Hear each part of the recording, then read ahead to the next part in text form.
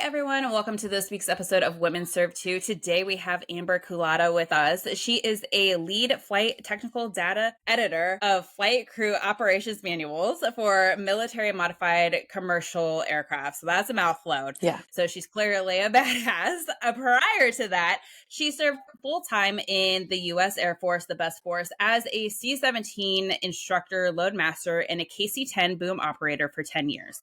In 2019, she commissioned as a logistics officer in the reserves. At 14 years, she decided to enter into the inactive reserves to focus on her family and support her husband, who also serves in the reserves.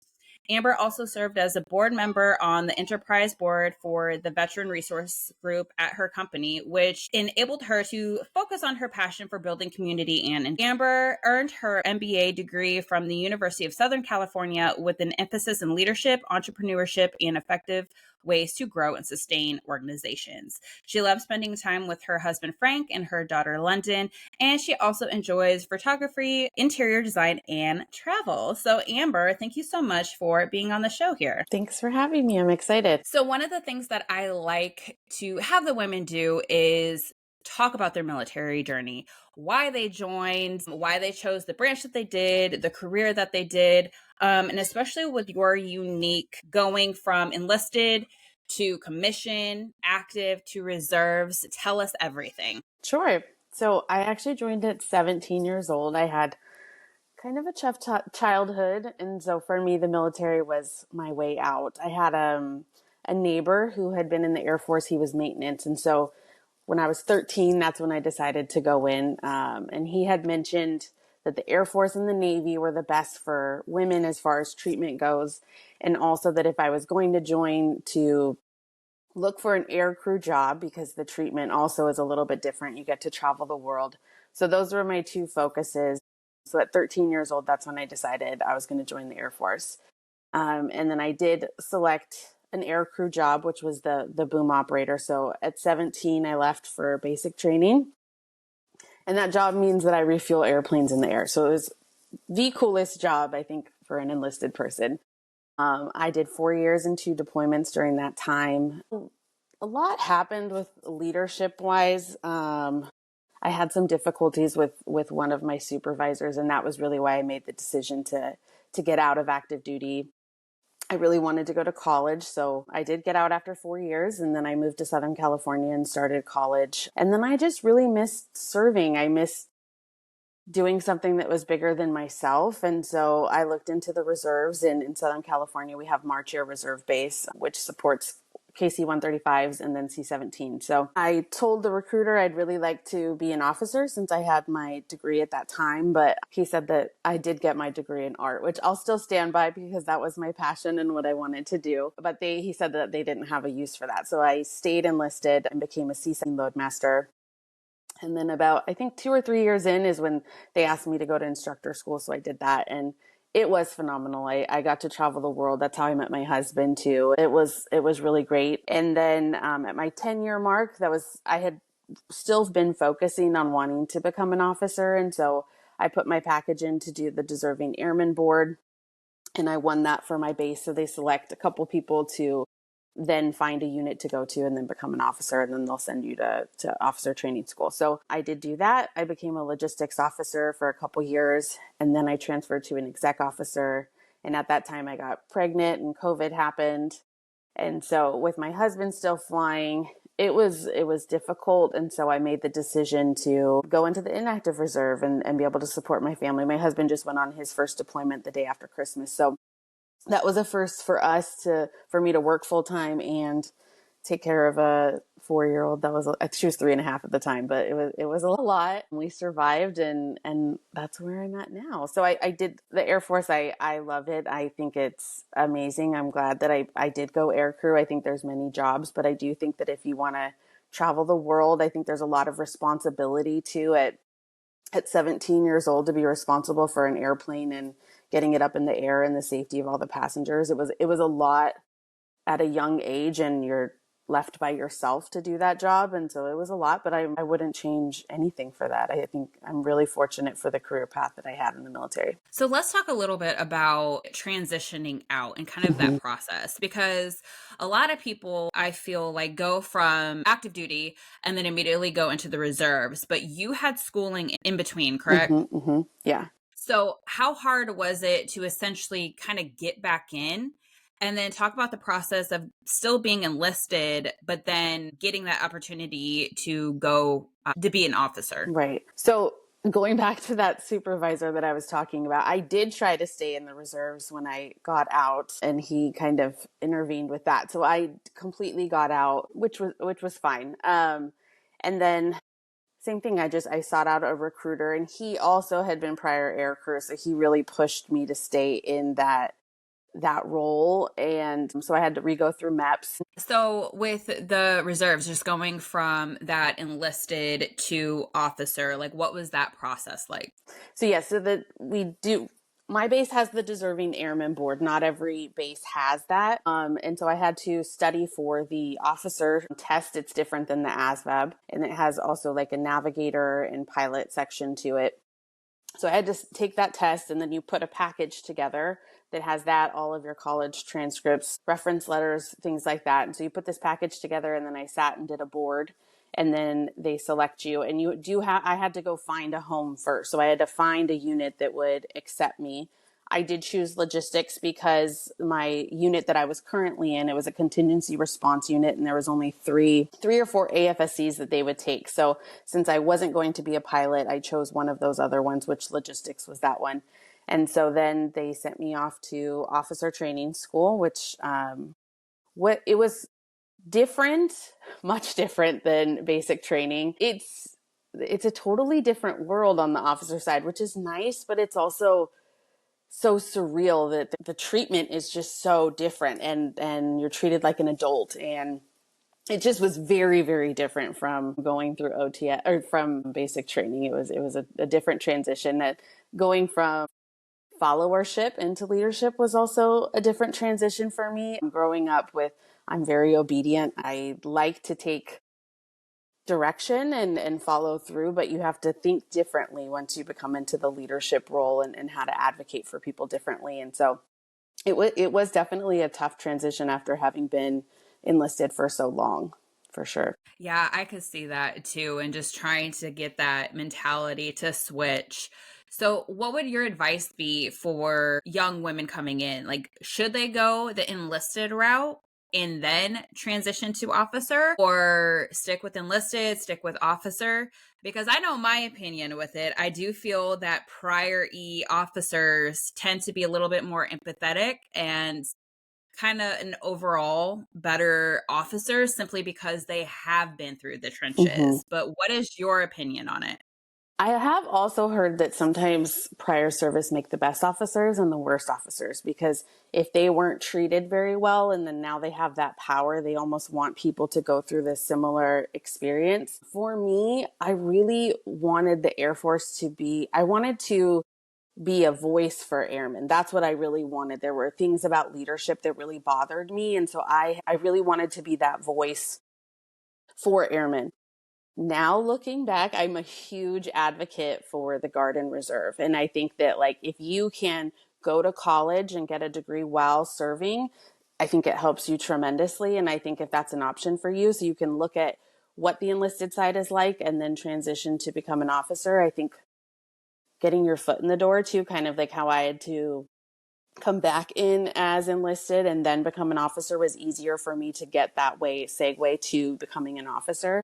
When I was getting my master's, everyone in my class is a veteran, and several of my girlfriends in there were officers, and just talking to them, their experience was vastly different than mine. The things that I had to go through enlisted, just they never had to go through the rank structure of you can not get yourself in trouble, but sometimes the rank is hard. And going back to that supervisor, I found myself in a really tough position, and being so low ranking was really difficult. And so the treatment is so different for officers. So I think just in career path, what you want to do, I think, to being aircrew, all my pilots that I saw were doing the job alongside me. So that was a little bit different, I think, than ground personnel. Like I got to see them execute their job at the same time as me. And so I didn't have an officer enlisted. I don't know if that's making sense. Like it wasn't the same as like we're in the office together and they're over me. Like we're doing a job at the same time together. And I really respect them because they're making the decisions for the whole crew. And so I think that I'm so glad I had both experiences, but I would really advocate for the Guard or Reserve to look into that versus going straight into active duty. I think that when you sleep and you eat and you work everything the military on a base, I think the reserves and the Guard give you a little bit of normalcy, and you can have a community outside of the military. So I would just advocate for, you can go to college and serve at the same time and explore different career fields. And maybe that's something that you want to do. I also think there is something really special about being a technical expert on the enlisted side as a job. I think that what you can do for enlisted on the enlisted side, leadership wise, is just as special as doing it on the officer side. So I think whatever works for you, but you can always achieve that. And I think that's what you can keep in the back of your mind. And if leadership is your path that you want to go, you can do that on the enlisted side, or you can commission and do it that way. But I don't know if it's better or worse, because flying was so important to me. Giving up flying was harder than getting out, honestly. So I had already left the flying side, and that's the part that I missed. That's the part that was exciting to me. So that was a harder decision for me, was getting out of flying, than it was getting out. I just was at a time in my life where I was ready to make that transition. What advice would you give someone like choosing the career path? Because especially with like flying, right? Like you're gone a lot, but you were also younger at the time. Right. So would you just say go for it and try to explore the world? Or would you be like, because you can't really, early on, you can't really test out like the different career options, right? Like here's your list, and the Air Force or the military is going to put you where the military needs you. Right. So would you recommend just kind of putting everything out there and seeing what you get, or just being like, no, I am set on X, Y, and Z? I would say control what you can.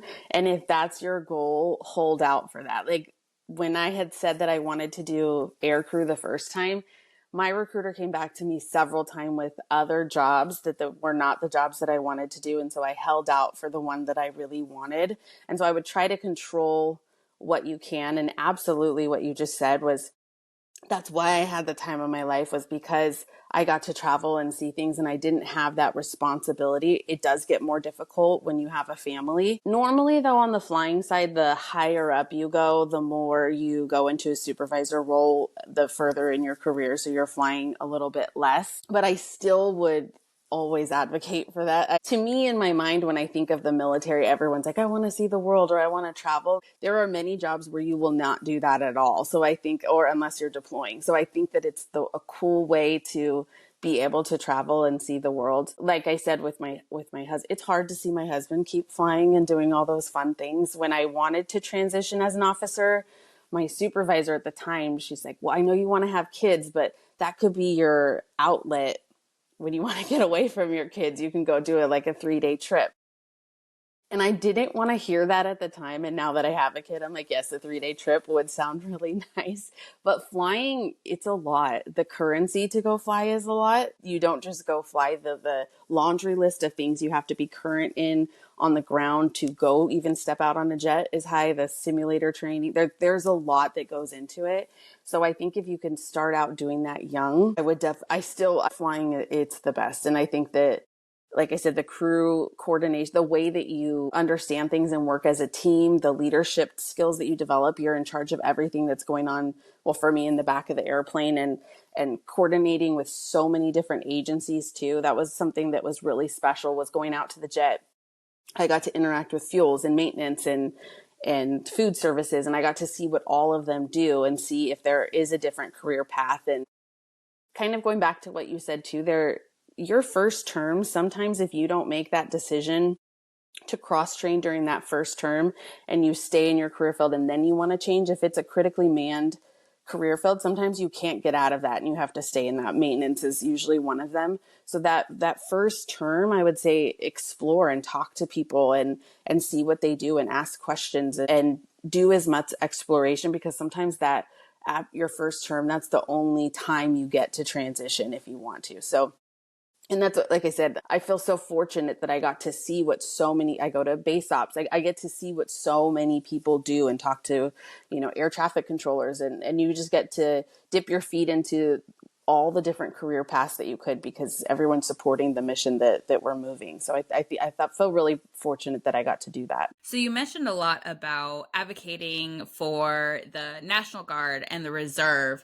So shed a little bit of light on why you advise young women or young airmen or young people in general to look into that as an option. Right. So as I had mentioned before, just the sense of normalcy that you can get, I think it's so important to have a community away from the military so that you can understand maybe what's not. The military culture can be hard sometimes. It can, like, that's what I'm saying, when you're living, breathing, eating everything is that, sometimes you can't see that maybe what's going on isn't the best for you. And so I think that having a step back, and the reserves and guard allows that.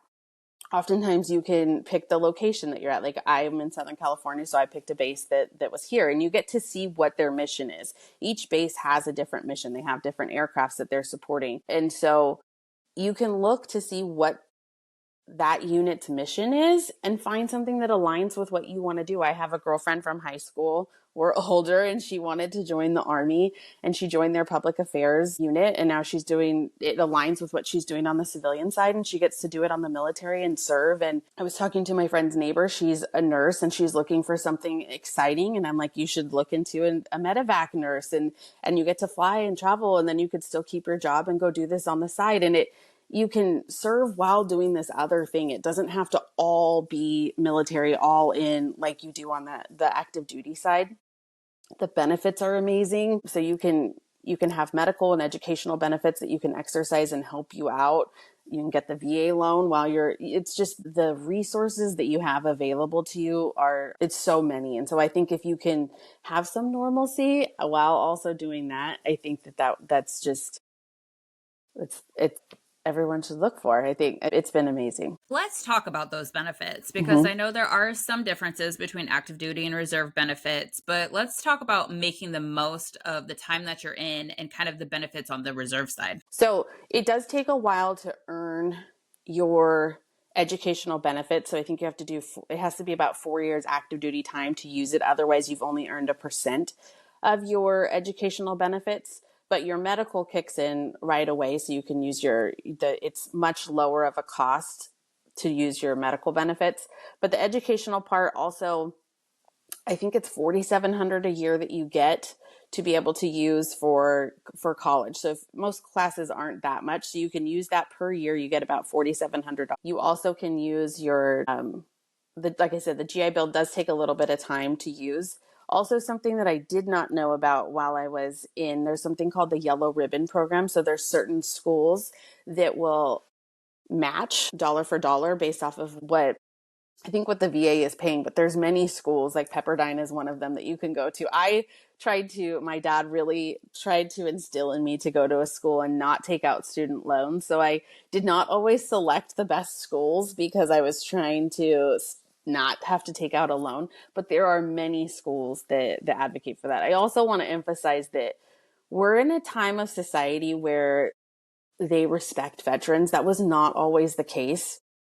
And so there are many companies that have a lot of veteran programs that are leadership programs that you can do. So there are things that take advantage of the fact that society does support our veterans. And I did a scholarship too. It was when I was going to college that I was able to do because I was a veteran. There's just the amount of resources that are out there are insane. So just take the time to advocate for yourself and look for them. And then you can do anything that you want to do. You can accomplish anything. My Master of Business for Veterans that I went through USC. That was a veteran program. So had I not been in the military, I wouldn't have gotten into that.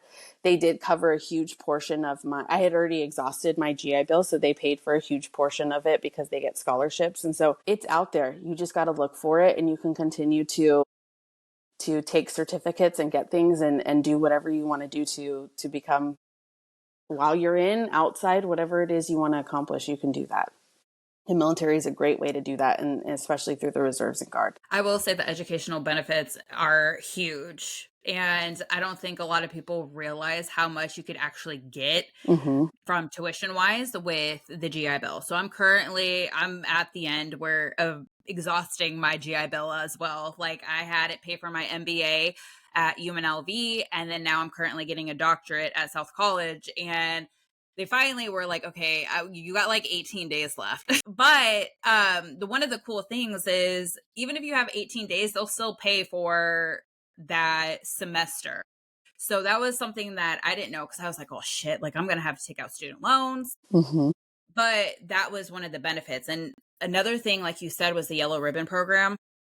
A lot of schools do have that. And just, yeah, I would say definitely make sure you have that, because they will match your tuition. So they don't cover like the technology fee or books and fees, but they will match the tuition aspect. And that plays a huge factor, because the school that I'm currently going to, it's private.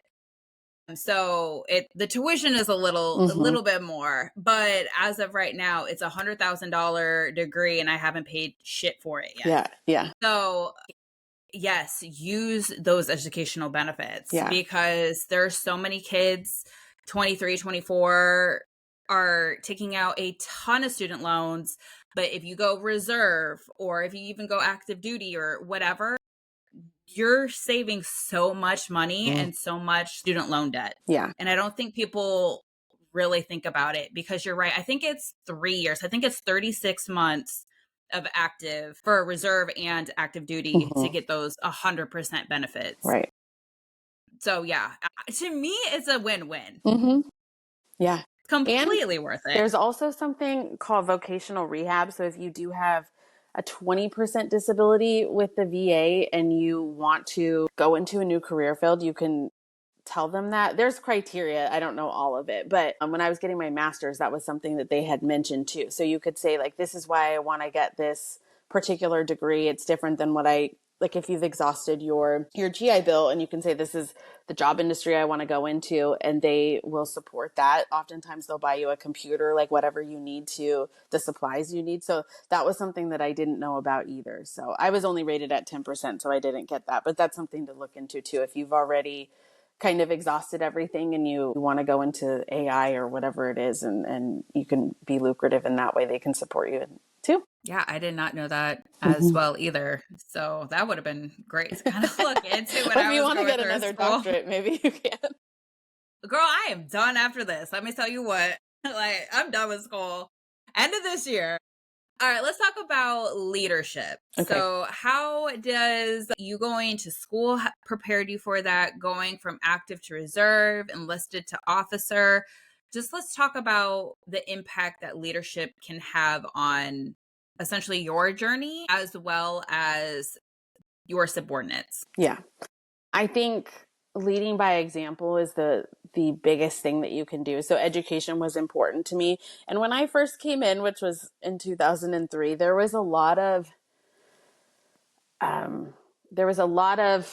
enlisted folks who were at 16 years who had never done any classes. And the new airmen, you needed your CCAF, which is the Community College of the Air Force, to make staff sergeant, or you would get it more likely if you had some education. But there was a lot of our senior leadership who were at the tail end of their career and had never even taken a class. So it was weird to me that they were saying, you need to do this, but I haven't done this for myself. So I have always been the type of person that I want to do as much as I can at my level, so that if an opportunity comes up, that it's not because I haven't done a class. It's not because I haven't accomplished certain things. I want to put myself in the best position. So that's something that I have tried to do by leading by example. I also think that leadership happens at every level. You can lead while you're an airman basic, you can lead, you can, or, that's a E1 for us, but like you can lead anywhere. Sometimes people wait until they're a certain rank to make a difference, or they wait until they have enough rank to fight for certain things. I have not been that way. If I wanted to see a change, I'll put something together, I'll present it to my leadership. If somebody says no to me, if that's my goal, I'll talk to somebody different. I'll figure out, I'll look into the regs, I'll look at what I can do to accomplish what I really want to do. And so the leadership skills I mentioned a lot I was responsible for a lot from day one in the military, especially with the career field that I picked. And so leadership, just leading by example, I think is so important in making our job more inclusive, changing the culture, being more inclusive. And I think educating people too, holding courses and classes. If you're seeing trends within your workplace that maybe people are making errors, you can put a presentation together and present that to everyone. Like, you can be a resource and be a place of change literally at any level. And I think that oftentimes your leadership respects that if you can come and change the workplace. I've been somebody who volunteered for things, did our newsletter, talked within our community, talk at STEM events, just getting out there and sharing our stories and making you a safe place for everyone, I think is the best way to go. But I don't know how you could not go in the military and learn any leadership, right? I think that what we do is incredible. And I think that even on the civilian side, the people that I have seen that step up and see the big picture of things and take accountability and ownership for things is all of my prior military people. The way that we get in there and get dirty and the owners, that's what I'm saying, the ownership on the civilian side, I've seen them just go and they start and they go home. And like, it's like the veterans who want to make it a fun place. They want to make it a place that feels like home. They want to make it a place that they enjoy going to work. And I think that is a skill that we learn on the military side. And I do think that that's leadership. And I think we take that with us no matter where we go. I agree that like leadership has to be on every level, but sometimes when you don't hold the rank, there's a lot of resistance kind of moving forward, especially if you're in the first three little wings, right? Mm-hmm. Like E1 to E3.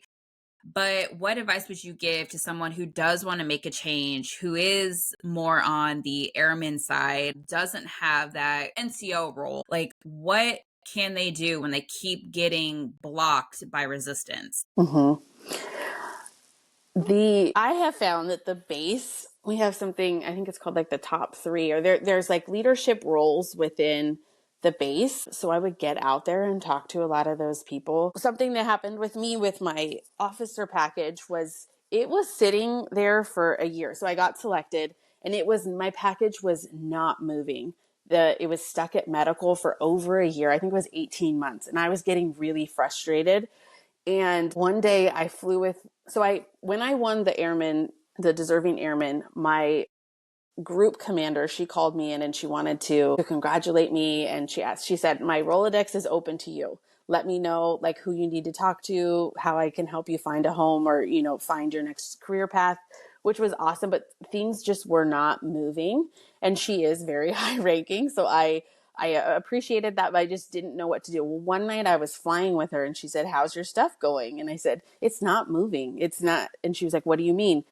She single-handedly moved my package and got me where I needed to go. That's probably not every airman has the opportunity to fly with the group commander. And I get that, right? But I think that the more you talk to people and the more you're involved in the base and the leadership and what happens on the base, the easier you can make those changes and have those connections. Because even when I was going for the Airmen's Board, there was one female that was there and she was like, this is my third time trying this. I've had leadership that was like, nope, you need to focus on your job. You signed up to do this job. We don't care that you want to be an officer. I personally have not experienced that, but I also would not have taken that. Like, I don't know who I needed to talk to, but I would have talked to somebody to make sure that my goal, because it just didn't seem right. It doesn't seem right to me. It doesn't seem right that I don't get to do the things that I want to do, or that the Air Force says all of these things are open to me, but only if you have a certain supervisor, or only, you know what I mean? Same thing with cross training. Like, if I wanted to cross train and I didn't do it that first time, and then they're saying it's not available to me, I would keep talking to someone, or I would go into the guard, or I would figure out a way to live my life the way that I want it to be, and to make that change. And so for me, it's just not taking no for an answer, and within respect, right? Within not going around certain people, but I just would talk to people and see, and people have advocated for me, but it was only once I talked to somebody, or once I opened my mouth, and once like I said, I think you need to do it within a respectful way. But if something doesn't feel right to you, or it feels like you're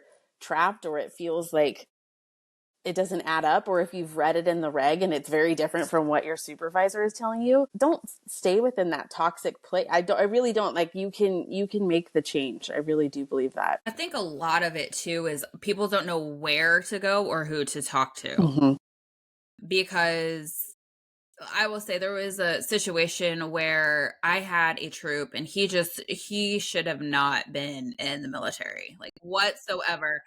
And I kept advocating for him to get out. Mm-hmm. And he even said he wanted out. Yeah. And I kept getting resisted and resisted and resisted because they didn't want to do the paperwork, because they were like, oh, well, it seems like he's doing a lot better now. I was like, no, he's not. Mm-hmm. Like, I'm going to tell you that right now. So it took someone from the outside to see what I was going through, and talking to someone who wasn't in my chain of command to be like, no, she's right. Like, this kid should not be in. Yeah. So what advice would you give someone who doesn't know what to do or who to talk to make those changes? Because some people don't have that voice, or are afraid to voice up because of those repercussions. Mm-hmm. And I like what you're saying. I think because you were involved in the base, that you got to have that advice from somebody else. So again, I would just say, all of those, there's agencies on base that go to the career center. You can go to, if you feel like something's happening that shouldn't happen, you can go talk to OSI or file a GI complaint. Or there's your first sergeant should be someone who I haven't always had the best first sergeants either, and that's true. But I just think that's what I would do. I would start with my first sergeant, and I would see if there's something that I could do to talk to somebody, or again, just be as involved with the base as you can, so you can talk to your friends, or they might know a supervisor who's willing to stand up for you. Even when I decided I wanted to go into the inactive reserves, you have to wait a period of like 6 months. Or again, that package took a whole year too. And if I was somebody who, let's say I just lost my mom and I'm going through a really hard time, and I'm saying I can't do this anymore, and then I have to wait an additional 6 months, like, it doesn't make sense to me that, like, I'm telling you I'm tapped out. I'm telling you this isn't a good fit. I'm telling you that I need to do something different. And the way that everything I've done in the military has taken an exponential amount of time. And again, you do have to advocate for yourself, because nobody cares that your package has been sitting on their desk for a long time. No one cares that maybe they messed up on your pay and you haven't been paid out properly. Like, you really do have to advocate for yourself. And I think the regs have been a huge tool for me. Documenting things is also really big. Dates, times, because most people they go through the actions of it. But if you come into a situation and you have all of your dates of emails, conversations that happened, you make a really great case for yourself. And like I said, the regs are there. I have spent so much time looking into things, and so that I can advocate for people.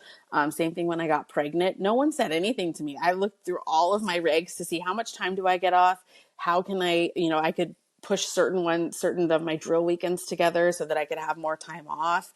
And the more research that you do, and then you present that to your leadership and say, this is what I've looked at, this is where we're at, this is what I would like to do, come up with solutions rather than just presenting problems to your leadership, because you're taking the work part out for them, is really helpful too. But I hear what you're saying. I just would say, go talk to somebody on base.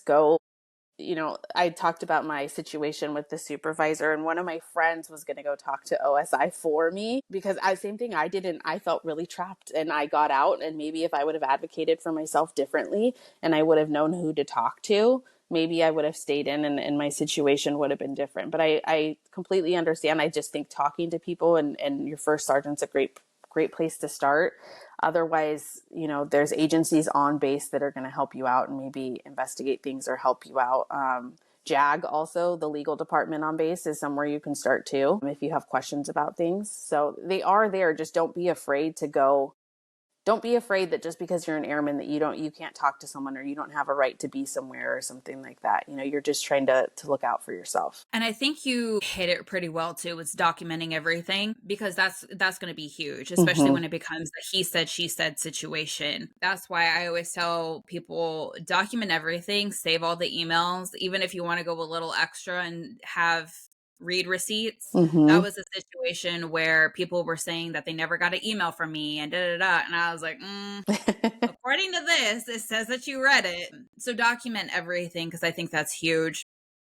Regulations. So regs are, again, a huge aspect, because especially with regs constantly changing, even the leadership doesn't know. I remember when I was in, they changed the PT uniform regulation, and my supervisor, he was a piece of shit, but he said that he yelled at an air. He was like proud about it too. He yelled at an airman because they had black socks on in their PT uniform. And I looked at him as a staff at the time. I was like, you do realize that they changed that and you're actually in the wrong. Like, it is now in the regulation that they could wear black socks. And then there was another situation when I was an airman, where I was in PT gear, and in PT gear, you are not required to salute.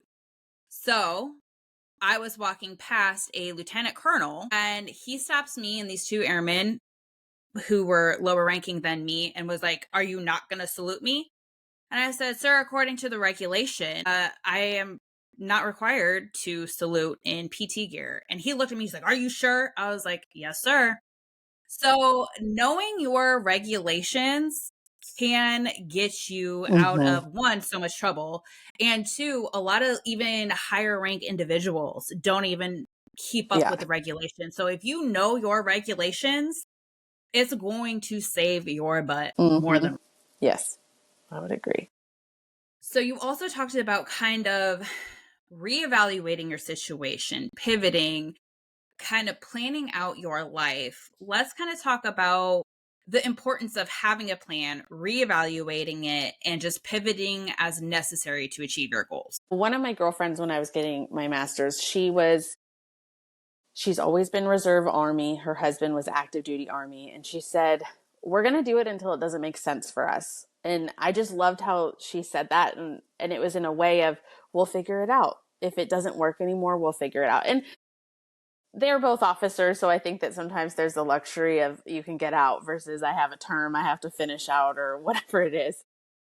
I also think women sometimes have to be more strategic about when you have a child and if you have training that you're going to and when you can do it, that it makes sense for you and your family and your goals. And so initially I just wanted to do 4 years because, again, for me, it was a way of getting out of my house. But once I went in, I was like, I love this. I could easily do 20 years. I love structure. I love, the stability of it. Everything was paid for and covered and I loved it. And like I said, I had this supervisor that was just relentless and it made me change my mind. And I was like, okay, so I'm going to get out. But I am a planner. I am somebody who likes to have goals for myself. And when I went back in, that was, like I said, my becoming an officer was still a goal of mine. I wanted to do it before their age limit is, I think, 35. If you're not medical, if you're medical, you can go to OTS like way later. But I really wanted to have a kid. And every time my OTS package kept getting delayed, I would cry because I was like, now I can't have a kid for another 6 months or whatever. It was really hard for me to plan, but I've had so many women who on the officer side have taken me under their wing and have helped me. One of the things was once I was done with my bachelor's, that was further than anyone in my family had gone. I was proud of that. I was happy with that.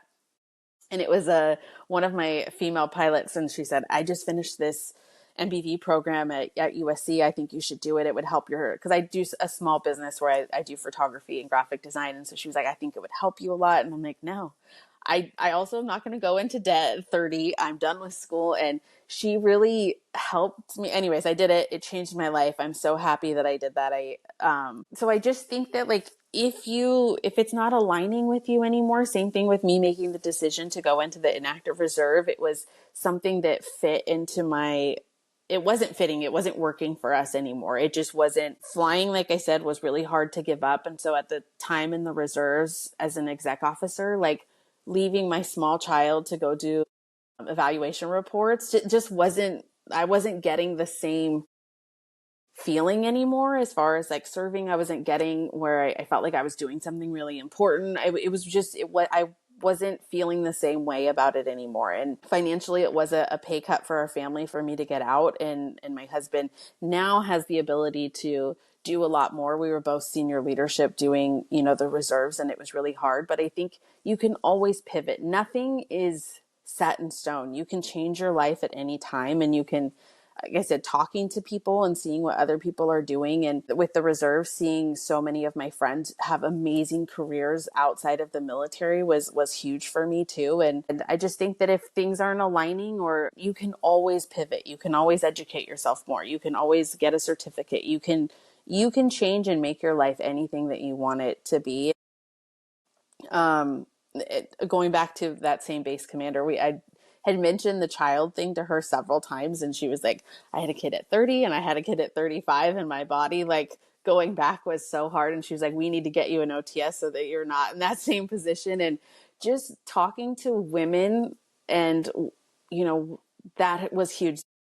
Women on the officer side were a lot more caring and a lot more, let's help each other out, in a different way than I experienced on the enlisted side. On the officer side too, there was this, someone had told me about, it was a women officer forum on Facebook. And it was so great. Women will post things like, I have an airman that's doing this. What would you guys suggest? And people are like, oh, look at this. I had someone that did this. This is what we did for them. And just, they ask questions, and the way that they rally around each other, the way that they share resources with each other, the way that they uplift each other. Sometimes people are like, I want to move here. Does anybody have an opening? And the way that they connect each other is not something that I've seen on the enlisted side. And I think that's something that we could do on the enlisted side to help one another out. And so it was just great. One of the things someone put on there was a link to get a breast pump through their insurance. And so I used that link, and then they would automatically send me supplies. It was the easiest thing I've ever done, but I was so glad somebody posted that. And I give that to my friends all the time now. And it's just, the more that women connect, and the more that we share with one another and talk about each other when we're not in the same room, in a positive way, and help each other with connections and resources, like, the possibilities are limitless. And I think that's what we need more of in the military, is women helping each other and opening the door for each other, and changing the way that we feel in the military. Do you think part of the reason why you didn't feel supported as an enlisted is because you were in a very male-dominated career field with aircrew? Yes. There were times where I would sit in a briefing room and I would count, and I'm like, there are 50 men in here and I'm the only woman in here. And it was something.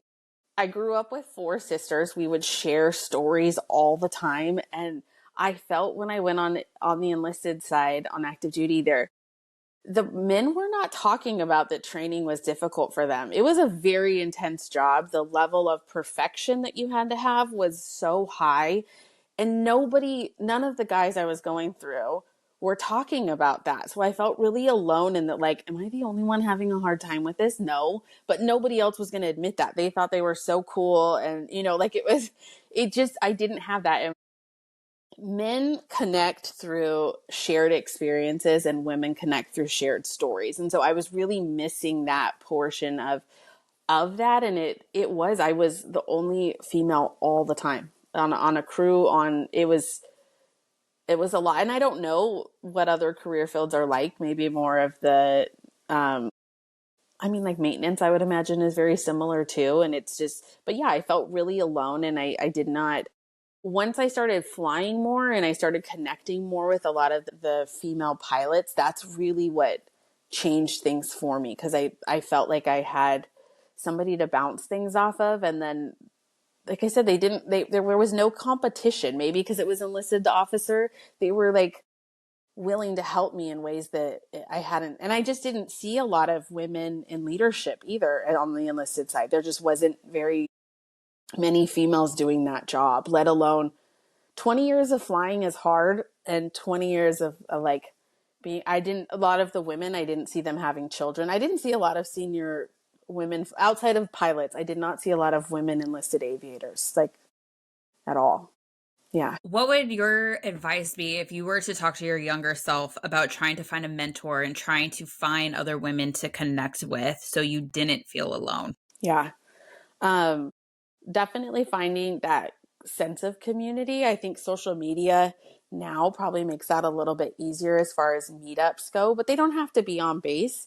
You can get involved in your local. My city has a women's walking club, which I think is really great. And that, like, no kids are allowed. So it's just a place for women to connect and be stress free. There are, join, I don't know, yoga or wellness or whatever a reading club, whatever it is. But like, things that are important to you. I think too, on active duty, I felt like I couldn't join anything because I was gone all the time. And it doesn't have to be, a strict schedule, but just something that you have a connection with that's outside of the military and what your job is and your duty, staying like a little connected to yourself and the things that you like to do. And so I would just say find a community of, for me, I think women help me out a lot more. I think I get more connecting with women. Even being a mom, is totally different. Having mom friends is really important to me too. So find people who are doing the things that you want to do. Like, find people that are involved in the things that you like to do. That's what I'm saying. Like, me connecting with my supervisor that was like, well, keep flying because when you're a mom and you'll want an escape, she didn't have kids. And so that was hard for me to take from her because I'm like, how do you know what it's like to, I don't want to get away from my kids, but now that I have a kid, I do get it. It would be a night, but I'm just saying, connecting with moms that are going through similar things and people who align with what you want to do. One of my female pilots, my last trip on active duty, she gave me one of her books that she was reading, and it's still one of my favorite books. But after I got out of active duty, we would like talk about books we were reading, and her doing that, it sounds silly or like, but I love to read now. I read all the time, and she was like, it made me see like women, like, if I read, maybe not that I'll look more educated, but like she was very inspirational to me, and like to see her keep reading and educating herself. And I was like, I want to do that. And I'm so glad that I did. And it was just something simple, that the way that I think women connect is really special. And I think that the more we can do that in a male dominated workplace, I think is really important to do. And I like the fact that you kind of use different facets of your life too, right? Like, they don't Mm-hmm. always have to be military, but you Right. can connect with other moms who are working or other moms who kind of understand that kids will drive you crazy and you do kind of want that little mental break. Mm-hmm. So it doesn't have to necessarily be other fellow female vets, but Right. just finding that connection, I think, is huge. And I think it also plays into networking, because that person may know someone who could potentially help you with a different aspect, or with leadership or college or something, again, with the military. Like, you never know who people know. Right. And just always having that connection and just constantly networking, I feel like, is completely huge. Yeah.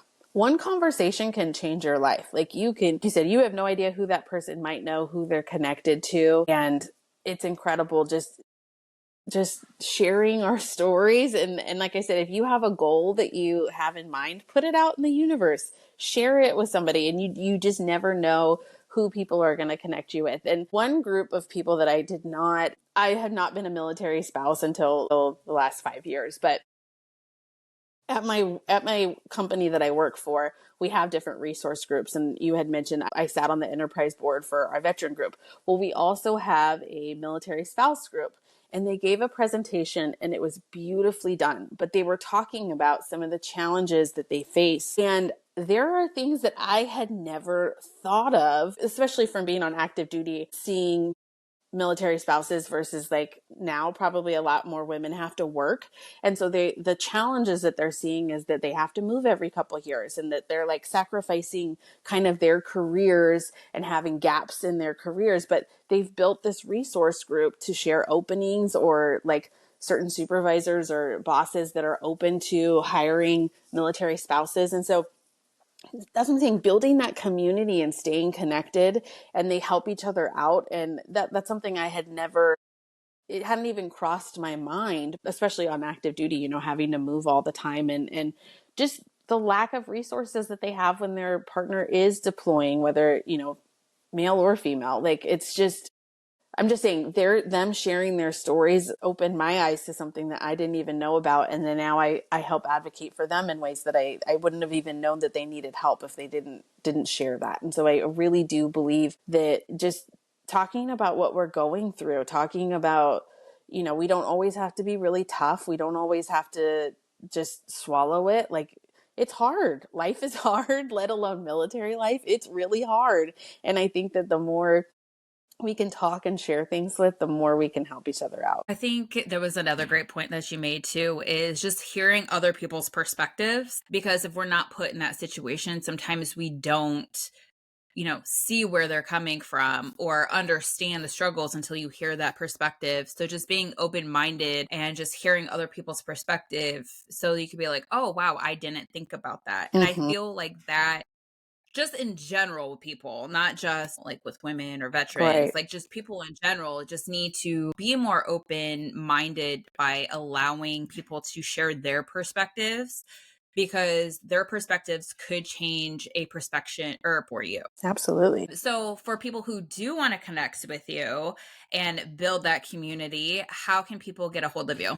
Yeah. So I do have my photography page. So it's Amber Culotta Photography. But I started an Instagram called Heal Her Era. And it's me sharing a lot of the tools and books that I read that have really helped heal my soul. Like I said, I had kind of a rough childhood. And so I explore a lot of mindfulness and things I could do to really connect back with myself. And I think the military, I didn't realize it at the time, but kind of reinforced a lot of the things that I went through in childhood. And so I think that I'm like rediscovering myself. And I think, anyways, that's my new Instagram. And so I really want to create a space where women are connecting and kind of sharing things in ways that we can heal ourselves. What are some books right now that you feel like are very important for people to kind of put in queue? I'm not going to get the title right. Her name is Tori Archibald, and it's like, you are your superpower. It's something like that. But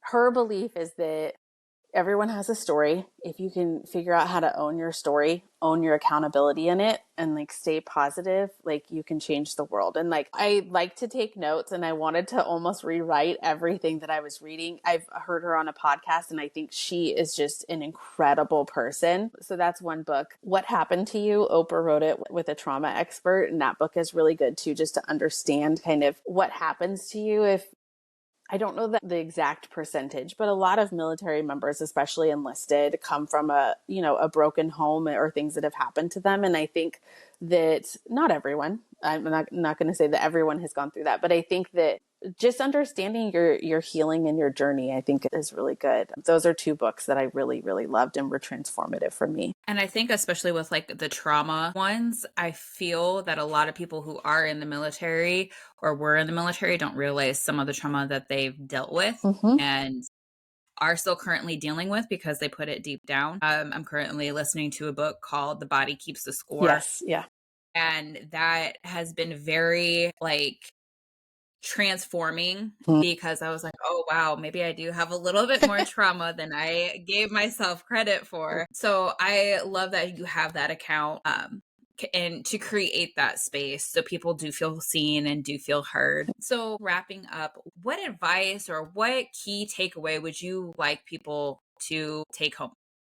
Just that you can rewrite your story anytime. I think that a lot of times we feel like what has happened to us is like, that's our story, but it doesn't have to be. We have so much advocacy over how we feel, even if it doesn't feel like that always. It feels like maybe what happened to us is heavier, but you can heal. Like, you can change your story. You can rewrite it to anything you want it to be, and just keep looking at yourself. Like, what drives you? What do you keep coming back to? I think one of the best questions is sometimes what you wanted to be when you were a kid. Sometimes that's really the essence of who we are. And we do a lot of things in life to that are the easiest, as far as like what makes us the easiest money or makes sense for our life, or the path of least resistance. And even my job that I have now, I really capitalized on my military experience, but I don't feel like this is what I meant to do. And so I'm challenging myself even to like, what does that look like? What does the things that have a lot of passion? And I think we are meant to like take risks, and we're meant to really push ourselves, even if it's uncomfortable. And so that's all I would just say, is that like, you have so much power of what your story in your life looks like, and you can change it at any time.